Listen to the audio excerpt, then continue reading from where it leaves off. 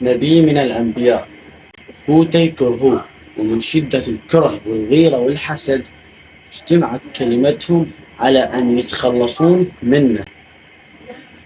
النبي يوسف عليه السلام. تابع القصة.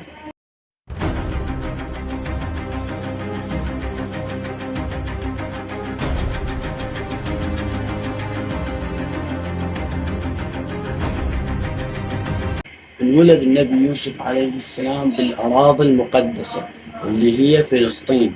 بعد ذلك انتقلوا إلى مصر.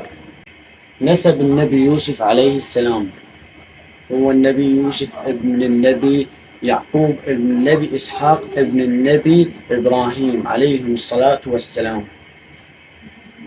فهو من عائلة شرفها الله بالنبوة، ولذلك سمي النبي يوسف عليه السلام بالكريم ابن الكريم ابن الكريم ابن الكريم. النبي يوسف عليه السلام هو من أنبياء بني إسرائيل، والذي بعثه الله لقومه خاصة لكي يعبدون الله ويتقونه.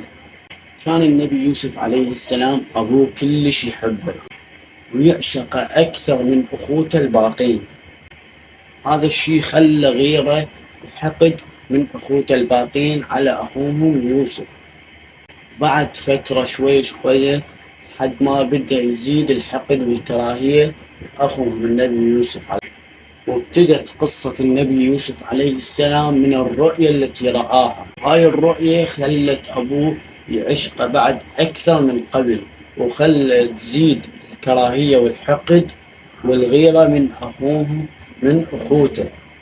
هاي الرؤية النبي يوسف عليه السلام قال لأبوه: يا أبت إني رأيت 11 كوكبا والشمس والقمر رأيتهم لي ساجدين. قال يوسف لأبيه: يا أبت إني رأيت 11 كوكبا والشمس والقمر رأيتهم لي ساجدين. وراها عرف النبي يعقوب عليه السلام بأن هذا دليل على أنه ابن يوسف عليه السلام راح يكون من الأنبياء، راح يكون له شأن كلش كبير بالدنيا وبالآخرة. وبدأت تزيد أكثر وأكثر كراهية وحقد أخوته عليه. آخرا بعد ما يتحملون أخوته، فاجتمعوا أخوته وظلوا يخططون للتخلص من أخوهم النبي يوسف عليه السلام.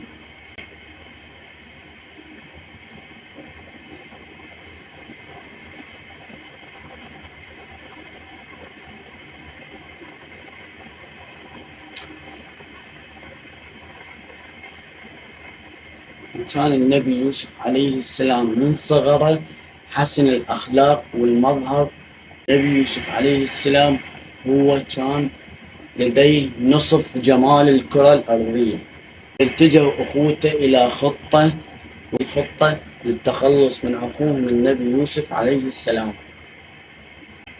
والخطة كالآتي: أولا أخذوا أخوهم يوسف إلى مكان بعيد كلش عن القرية اللي هم ساكنين بيها، ووصلوا إلى بير مال مي. هذا البير كان عميق كلش.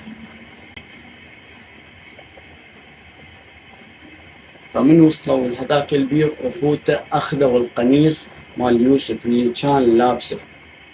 بعد ما أخذوا القميص ذبوا أخوهم يوسف من فوق بهذا البير.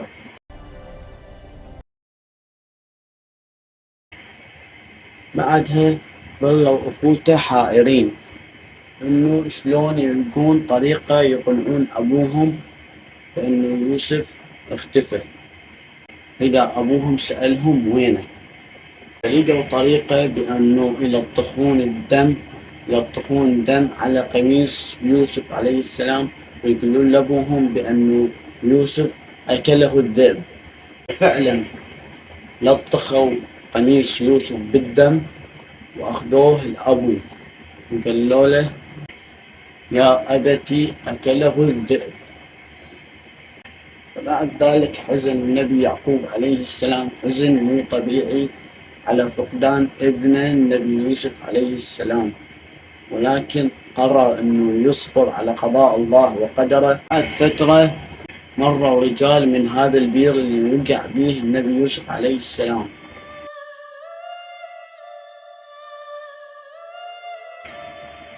ووقفوا عند هذا البير لكي يشربوا الماء.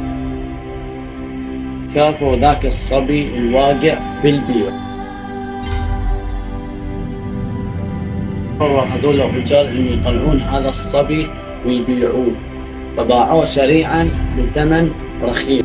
بس اللي اشتراه كان من ذوي الشأن في مصر، كان معروف هذا الرجل بمصر، فاشترى النبي يوسف عليه السلام وعامل معاملة طيبة،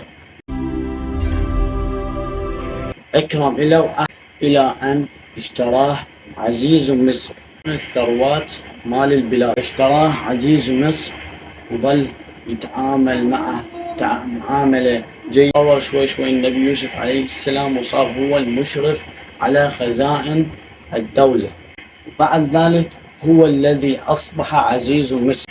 بعد ذلك اجوا مجموعة رجال وتعاملوا مع النبي يوسف عليه السلام اللي هو عزيز مصر، وطلعوا هذول الرجال هم أخوته.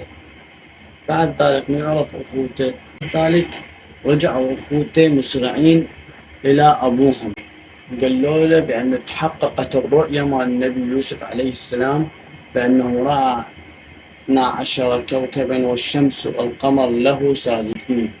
أول ما وصلوا لأبوهم النبي يعقوب عليه السلام اللي كان ضرير، يعني كان ما يشوف، شمروا عليه القميص مال النبي يوسف عليه السلام وقام يشوف.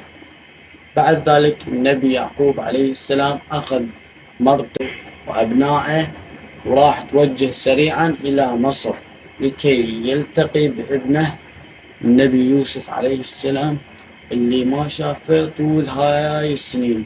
بعد ذلك استقبل النبي يوسف عليه السلام أبوه بالأحضان وظلوا يبكون، لأن صار له طول هاي السنين ما شايف أبوه.